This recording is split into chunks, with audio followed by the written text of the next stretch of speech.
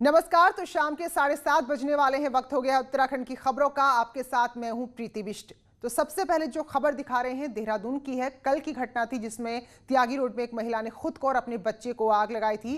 तो 60% महिला जिसे कल अस्पताल में भर्ती कराया गया था, तो फिलहाल उसने दम तोड़ दिया। और ये तस्वीरें भी बड़ी दर्दनाक सी हैं जो सामने आ गई हैं। तो महिला का घरेलू विवाद था, जिसके बाद उसने 1.5 साल के बच्चे के साथ खुद को आग लगा ली थी। इस दौरान जो आसपास लोग मौजूद थे उन्होंने तुरंत बच्चे को महिला की गोद से छीन लिया, जिससे बच्चा तो पूरी तरह सुरक्षित बच गया, लेकिन महिला को नहीं बचाया जा सका। उसने अस्पताल में दम तोड़ दिया है। तो पूनम सेवला कला की रहने वाली थी और इसका वीडियो आज सामने आया है। तो ये बड़ा दर्दनाक घटनाक्रम देखिए। बच्चा छटक गया उसके हाथ से, जिस दौरान महिला ने खुद को आग लगाई।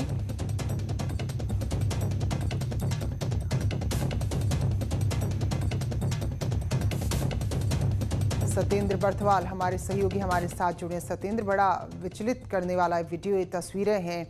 तो महिला की मौत हो गई, इसके बाद आगे कुछ परिवार को लेकर पता चल पाया है?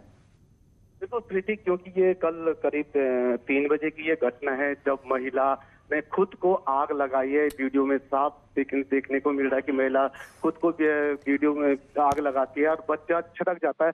क्योंकि कल ही ये घटना हुई थी। पति भी मौके पे, बाद में पुलिस ने पति को भी पकड़ लिया था। पति से जब पूछताछ हुई तो पति का भी ये कहना था कि सवेरे, क्योंकि पति यहाँ पे बढ़ई का काम करता है, पति का ये कहना था कि उससे सवेरे कुछ बहस हो गई थी महिला से और वो तो अपनी ड्यूटी पे चले गया था, अपने काम पे चले गया था। लेकिन देर शाम को जब पुलिस द्वारा फोन आता है तो पता चलता है कि उसकी बीवी ने खुद को आग लगा ली। अभी पुलिस पूरे मामलों की जांच कर रही है। महिला का एक बच्चा जो 1.5 साल का था वो महिला के साथ था और जो दूसरा बच्चा बताया जा रहा है वो करीब 7 साल का की बिटिया है, वो घर पे थी। जी प्रीति। शुक्रिया सत्येंद्र। बड़ी ही दर्दनाक तस्वीरें हैं। तो घरेलू कलह का कभी भी ये अंत नहीं होना चाहिए। तो देखिए ज़रा, और आग लगा तो लेता है इंसान, इतना बड़ा कदम गुस्से में उठा तो लेता है, लेकिन कितना दर्दनाक होता है। देखिए बच्चा गोद में था और वो इतना ज़्यादा महिला विचलित हुई, खुद को आग लगा कि बच्चा उसकी गोद से छटक गया, जिससे बच्चा बच गया, लेकिन महिला को बचाया नहीं जा सका। और नैनीताल से अगली खबर, यहाँ के हिमांशु पलड़िया जिनकी मलेशिया में मौत हो गई थी 14 अगस्त को, उसके बाद परिजन लगातार मांग कर रहे थे कि उनके बेटे को शव को भारत लाया जाए। तो इसके बाद अब कल हिमांशु का शव भारत लाया जाएगा। तो न्यूज़ 18 ने इस खबर को दिखाया था। इस दुख की घड़ी में हम भी परिवार के साथ थे कि कम से कम परिजनों को अपने बेटे के अंतिम दर्शन तो होने ही चाहिए। तो फिलहाल अब सरकार ने कोशिश की है, कल हिमांशु का शव 6 बजे दिल्ली पहुंचेगा, शाम 6 बजे दिल्ली एयरपोर्ट पहुंचेगा और उसके बाद फिर हल्द्वानी लाया जाएगा। तो जब खबर हमने चलाई थी उसके बाद नैनीताल से सांसद अजय भट्ट, उन्होंने हिमांशु का शव भारत लाने के लिए विदेश मंत्रालय से बात की थी। तो अजय भट्ट का कहना है कि शव को दिल्ली से हल्द्वानी लाने की भी व्यवस्था कर दी गई है। को 6 बजे शाम तक हिमांशु का शरीर दिल्ली एयरपोर्ट पर आ जाएगा। बहुत मेहनत हमारे मंत्रालय से हुई है और हम लोगों ने बार बार उसको परस्यू किया है और माता पिता जो इतने दिनों से दुखी थे वो कम से कम अपने बेटे का मुख कल देख पाएंगे। चलिए और अब बात करेंगे बीजेपी विधायक महेश नेगी मामले की। तो इस मामले में आज हाईकोर्ट में सुनवाई नहीं हो पाई। जस्टिस रविंद्र मैठाणी की अदालत आज बैठी नहीं, लिहाजा आज महेश नेगी पर कोई सुनवाई नहीं हुई। अब अगले 2 या 3 दिन बाद ही इस मामले में सुनवाई हो सकती है। तो दरअसल महेश नेगी की पत्नी की तरफ से जिस महिला पर आरोप लगाया गया, उस महिला ने महेश नेगी पर शोषण का आरोप लगाया है। जब मुकदमा दर्ज नहीं हुआ तो महिला हाईकोर्ट चली गई है और महिला का आरोप है कि देहरादून पुलिस इसकी शिकायत तक दर्ज नहीं कर रही, इसलिए वो अदालत पहुंची है। तो बहरहाल आज इस पर कोई सुनवाई नहीं हुई है। तो महेश नेगी के मामले में राज्य की सियासत एक बार फिर से गर्म है। लेकिन अगर उत्तराखंड की बात करें तो कोई ये पहली बार नहीं है जब डीएनए टेस्ट या शोषण के आरोप या इस तरह के स्टिंग को लेकर उत्तराखंड की सियासत गरमाई हो। जरा देखिए इससे पहले इस तरह के मामलों का राज्य में क्या इतिहास रहा है।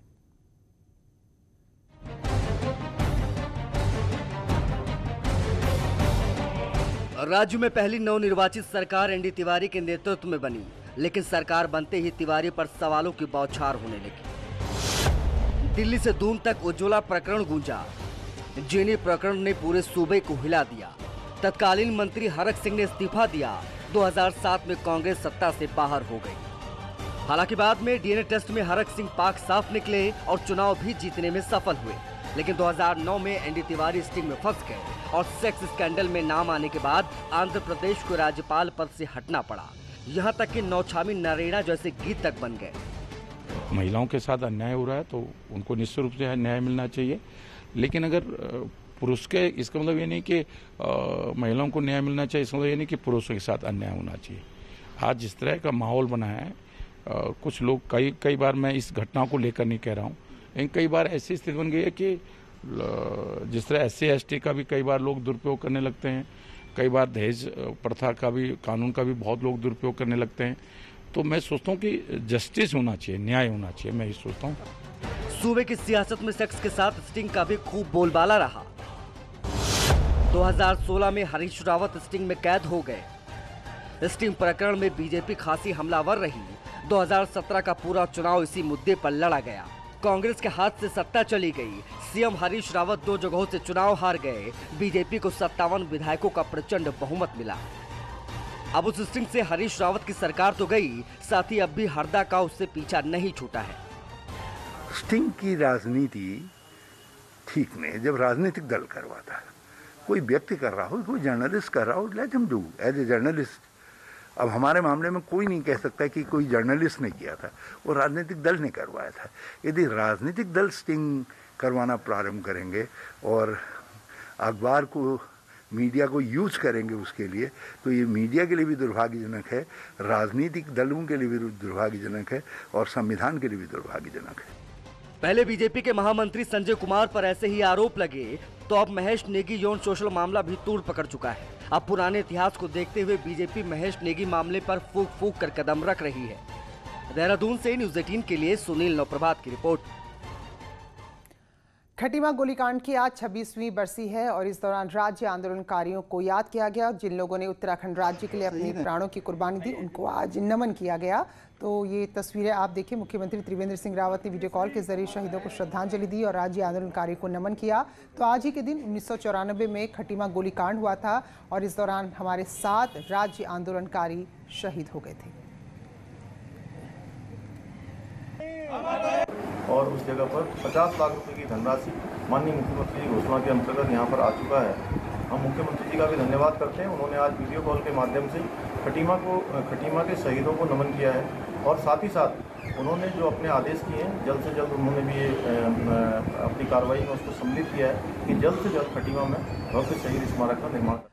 बात करें राज्य के पूर्व मुख्यमंत्री हरीश रावत की, तो कभी गैरसैंण जाकर कभी देहरादून में प्रदर्शन करके अपने को राजनीति में प्रासंगिक दिखाने की पूरी कोशिश कर रहे हैं, लेकिन उन्हीं के पार्टी के नेता कई बार उनको रिटायरमेंट की सलाह भी दे रहे हैं। तो ऐसे में बड़ा ही दिलचस्प बयान कह लीजिए इसको हरीश रावत का सामने आया है, जो उनकी बोलने की शैली है। उनका कहना है कि वो भले ही स्लिप डिस्क की समस्या से जूझ रहे हों, लेकिन वो राजनीति को स्लिप नहीं होने देंगे। उन्होंने कहा कि उनका ध्यान 2021 के असम के चुनाव और 2022 के उत्तराखंड विधानसभा चुनाव दोनों पर है। इस समय महाराज कुछ करेंगे, खामखा गलतफहमियां पैदा हों, बाहर अखबार के लोगों को कुछ और मिल जाए। इस समय तो मैंने अपना वर्क मीनू बढ़ा दिया है और स्लिप डिस्क है, मगर स्लिप डिस्क के बावजूद जो है मैं अपने काम को स्लिप नहीं दे रहा हूँ, उसको मैं नहीं छोड़ रहा हूँ।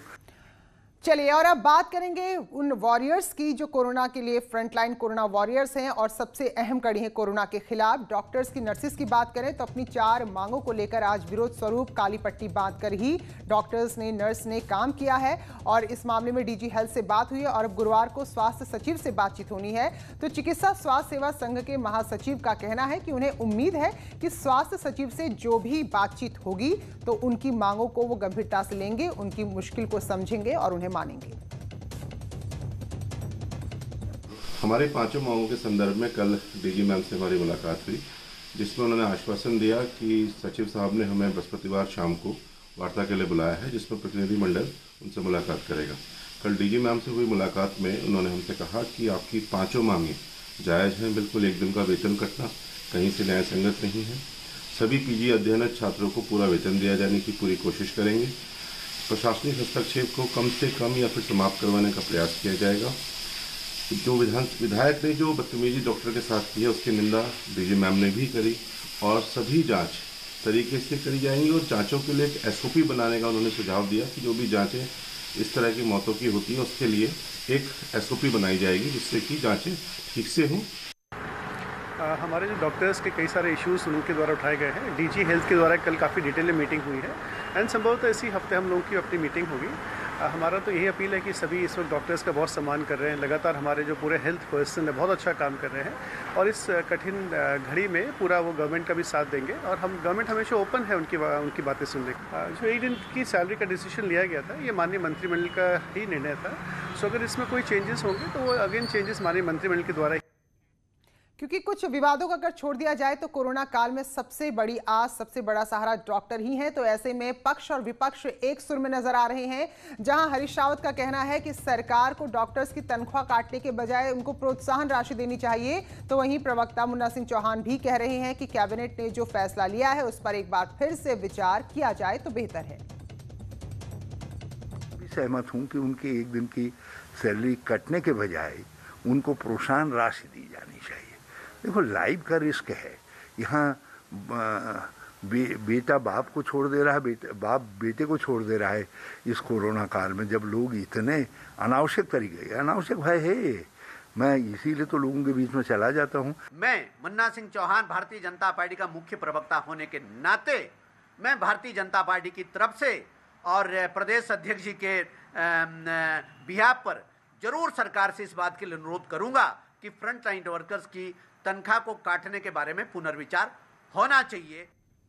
ऑनलाइन क्लास के नाम पर बोर्डिंग स्कूलों द्वारा फीस के लिए दबाव बनाने पर एक अभिभावक ने हाईकोर्ट में रिव्यू पिटीशन दाखिल की है। याचिका में अभिभावक ने सरकार के जियो को आवासीय विद्यालयों पर भी लागू कराने की मांग की है। हाईकोर्ट की चीफ जस्टिस कोर्ट ने पूरे मामले पर अब सरकार को आदेश दिया है कि हफ्ते के अंदर अंदर अपनी स्थिति स्पष्ट करे कि सरकार की क्या जो जियो है वो बोर्डिंग स्कूलों पर भी लागू होता है या फिर नहीं। और इन सबके बीच राज्य सरकार ने अनलॉक 4 की गाइडलाइंस जारी कर दी है। राज्य में 30 सितंबर तक स्कूल, कॉलेजेस, कोचिंग सेंटर बंद रहेंगे। तो ये बड़ी खबर है, यानी कि इस महीने भी जो आज से ही शुरू हुआ है महीना, इस महीने भी ना तो स्कूल खुलेंगे, ना कोचिंग सेंटर्स खुलेंगे, ना कॉलेजेस खुलेंगे। 21 सितंबर से स्कूल अपने 50% टीचिंग और नॉन टीचिंग स्टाफ को बुला सकते हैं और शादी समारोह अगर कहीं है तो 100 लोग उसमें शामिल हो सकते हैं। इसके अलावा जिले में कहीं भी लॉकडाउन करने से पहले डीएम को राज्य सरकार से इसकी मंजूरी लेनी होगी। यानी कि कहीं के जिलाधिकारी को लगता है कि स्थिति खराब है, लॉकडाउन करना है, तो पहले राज्य सरकार से उसको अनुमति लेनी होगी। तो अब हर दिन 2000 की सीमा को खत्म कर दिया गया है और हालांकि स्मार्ट सिटी पोर्टल पर रजिस्ट्रेशन जरूरी होगा। वहीं एक जिले से दूसरे जिले में जाने पर भी आपको रजिस्ट्रेशन कराना होगा। तो भले अनलॉक की प्रक्रिया आगे बढ़ रही है, यह भी ध्यान रखिए कि इसके साथ साथ मामले भी बढ़ रहे हैं, इसलिए नई गाइडलाइंस जारी की गई हैं। राज्य के प्राइमरी और उच्च माध्यमिक विद्यालयों में फर्जी दस्तावेजों के आधार पर नौकरी पाने के मामले में अब मुश्किलें बढ़ सकती हैं। जिन्होंने इन शिक्षकों के दस्तावेजों को सही बताकर पुनर्नियुक्ति दी थी, अब हाईकोर्ट ने सरकार से पूछा है कि वो कौन अधिकारी हैं जिन्होंने फर्जी दस्तावेजों को सही बताया और पुनर्नियुक्ति दी। कोर्ट ने सरकार को 2 हफ्ते का वक्त दिया है। और देहरादून से खबर, और यहां खबर ऐसी जो बता रही है कि भूमाफिया कितने ज्यादा बेखौफ हो चुके हैं। एक जिंदा शख्स को मृत घोषित कर उसकी जमीन को कब्जा लिया।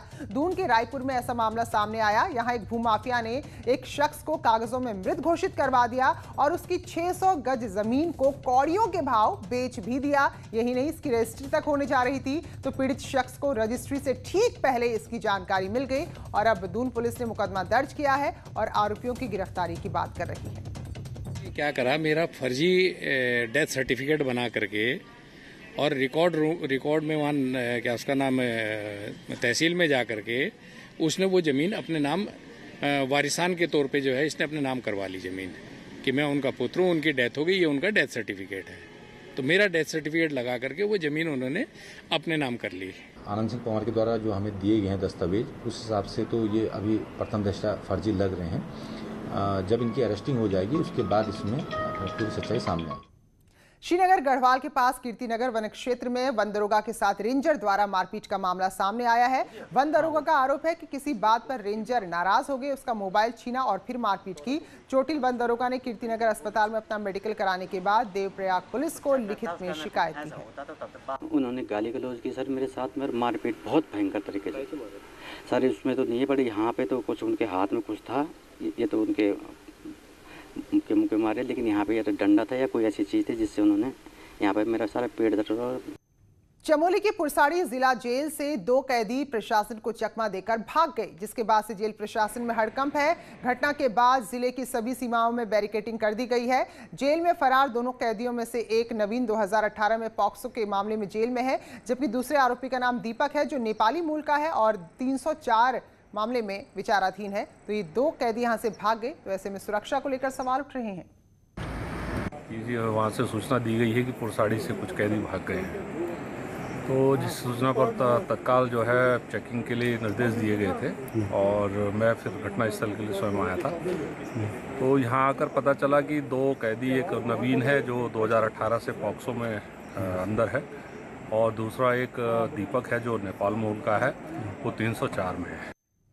टनकपुर में पुलिस ने 20 लाख की स्मैक के साथ 2 तस्करों को गिरफ्तार किया है। पुलिस के मुताबिक यूपी के रहने वाले दोनों तस्करों से 80 ग्राम से ज्यादा स्मैक मिली है। फिलहाल इन दोनों पर एनडीपीएस एक्ट के तहत मुकदमा दर्ज कर कार्रवाई की जा रही है। पिथौरागढ़ में जौहर घाटी को जोड़ने वाला पैदल रास्ता छिरकिना के पास भारी ग्लेशियर टूटने से बंद हो गया है। चीन सीमा को जोड़ने वाले इस महत्वपूर्ण पैदल रास्ते के बंद होने से सेना और आईटीबीपी के लिए राशन पानी पहुंचाना भी मुश्किल हो गया है। साथ ही नंदा देवी की पूजा के लिए गए 13 गांव के 1000 से ज्यादा लोग हैं जो अब वहीं फंस गए हैं। प्रशासन ने रास्ते को खोलने के लिए मुंसियारी से मजदूरों की टीम को रवाना किया है, लेकिन रास्ता इतना दुर्गम है कि टीम को पहुंचने में भी वक्त लगेगा और उसके बाद जब टीम पहुंचेगी तो खोलने में और ज्यादा मुश्किल यहाँ सामने आने वाली है। ये 3-4 दिन पहले पुराई बीच में।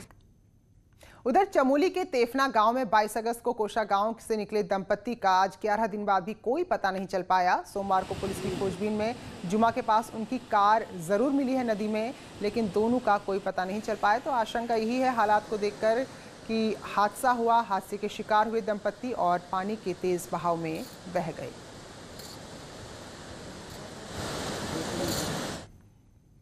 और अगली खबर भी चमोली से, जहां चीन से तनाव के बीच चीन सीमा पर ही सेना ने खास ड्रिल की है। देखिए जरा, चमोली में चीन से लगी सीमा है बाड़ाहोती और माणा, और यहां पहले से ही हमारी सेना तैनात है और अब हवा से जमीन पर नजर रखने के लिए खास ड्रिल की गई। इसमें गौचर हेलीपैड पर सेना के जवानों ने पैराशूट से लैंडिंग की, हेलीकॉप्टर से जवानों ने पैरा जंपिंग की। तो एक के बाद एक पैरा ट्रूपर कैसे जंप कर रहे हैं। तो ये पूरी एक्सरसाइज हो रही है, ये ड्रिल यहाँ पर हो रही है क्योंकि चीन की हरकतें लगातार बढ़ रही हैं। तो ऐसे में उसकी हर एक हरकत का मुंह तोड़ जवाब देने के लिए हमारी सेना खुद को दुरुस्त कर रही है। रामनगर वन प्रभाग के कोसी रेंज में एक बाघिन इन दिनों बहुत ज्यादा दिख रही है। एक और नई तस्वीर सामने आई है जब ये बाघिन, इसका पूरा परिवार है, इसके शावक हैं, उसके साथ ये सड़क को पार करती नजर आ रही है। तो जो ये वीडियो आप देख रहे हैं ये कोसी बैराज चौकी के टेढ़ा रोड का बताया जा रहा है। बाघिन के साथ उसके 2 शावक भी हैं, 2 बच्चे भी हैं। तो ऐसे में लोगों से भी कह दिया गया कि अगर आप इस इलाके में मॉर्निंग वॉक के लिए, इवनिंग वॉक के लिए जाते हैं तो फिलहाल समय का ध्यान रखें। स्वागत है ब्रेक के बाद। तो पितृपक्ष शुरू हो चुके हैं। पितृपक्ष में श्राद्ध होते ही हैं, लेकिन 4 धामों के पुरोहित जिस श्राद्ध की बात कर रहे हैं उससे हलचल बढ़ गई है। दरअसल जो ट्रस्ट बनाया गया है, जो देवस्थानम बोर्ड का गठन किया गया है, उससे ये पुरोहित नाराज हैं और लगातार प्रदर्शन भी कर रहे हैं। तो उनका कहना है कि सरकार की सद्बुद्धि के लिए सरकार का और देवस्थानम बोर्ड का वो श्राद्ध करेंगे, पिंडदान करेंगे। तो ये बड़ी खबर है जो नाराजगी लगातार तीर्थ पुरोहितों की सामने आ रही है। पंचम तिथि को देवस्थानम बोर्ड और उत्तराखंड सरकार का पिंडदान सभी जो हमारे जहाँ पर भी इन्होंने मंदिर वगैरह लिए हैं, जो भी हमारे तीर्थ हैं, 4 धामों के अलावा जो 51 मंदिर हैं, उनमें ये क्रिया की जाएगी। विश्व प्रसिद्ध नीलकंठ महादेव के कपाट श्रद्धालुओं के लिए खोल दिए गए हैं। तो कोरोना के चलते मंदिर समिति और निर्वाड़ी अखाड़े ने कांवड़ यात्रा को देखते हुए कपाट बंद किए थे ताकि कोई भी कांवड़िया यहां पर नहीं आए। लेकिन अब जबकि पितृपक्ष भी शुरू हो रहे हैं तो सोशल डिस्टेंसिंग और तमाम नियमों के बीच ये कपाट आज खोल दिए गए हैं। के विष पिया था जो यहाँ आके भोलेनाथ एकांत बैठ गए थे और यही स्थान पर कंठ के आकृति में शिवलिंग है, उसी हिसाब से इनको नीलकंठ मानते हैं। हाँ, आत्मा संतुष्ट होती है तो मनोकामना पूर्ण हो जाती है प्रभु की कृपा। वहीं नैनीताल की नैनी झील में भी 5 महीने बाद हलचल दिखाई दी। नैनीताल पालिका अध्यक्ष सचिन नेगी ने सभी नाव और लाइफ सेविंग जैकेट्स को सैनिटाइज करने के बाद झील में नावों के संचालन को हरी झंडी दिखाई है। तो बोटिंग शुरू होते ही जहां नौका विहार से जुड़े कारोबारी खुश हैं, तो वहीं पर्यटक भी काफी खुश नजर आए हैं।